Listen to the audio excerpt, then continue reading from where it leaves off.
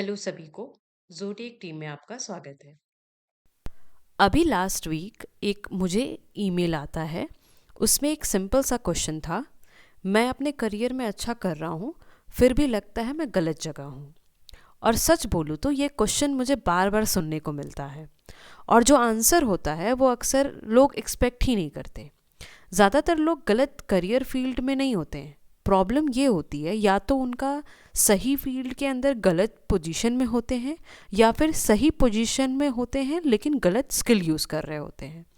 और जब रोज़ ऐसे काम करना पड़े तो आपका नेचर एक आपके अगेंस्ट हो जाता है, तो धीरे धीरे फ्रस्ट्रेशन आने लगती है। चाहे पैसे आ रहे हों, चाहे ग्रोथ दिख रही हो।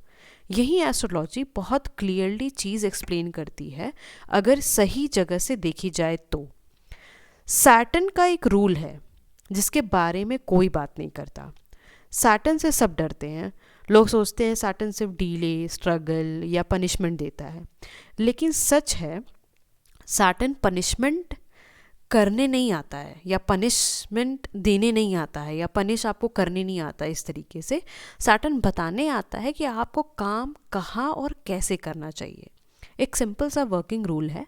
सैटर्न का आपको साइन देखना है, और वो साइन आपको बताता है कि आपको कौन सी फील्ड में काम करना है। सैटर्न के साथ का प्लैनेट बताता है आपकी रोल या पोजीशन कौन सी होगी। सैटर्न के थर्ड हाउस, सबसे जो मेन इंपॉर्टेंट पॉइंट है यहाँ पे, सैटर्न से जो आपका थर्ड हाउस होता है वो बताता है रोज़ कौन सी स्किल यूज़ होनी चाहिए। वो स्किल आपको रोज़ में, डेली लाइफ में वो यूज़ करनी है। अगर रियल लाइफ में ये तीन चीज़ें अलाइन नहीं होती तो बंदा सक्सेसफुल होके भी स्टक फील करता है।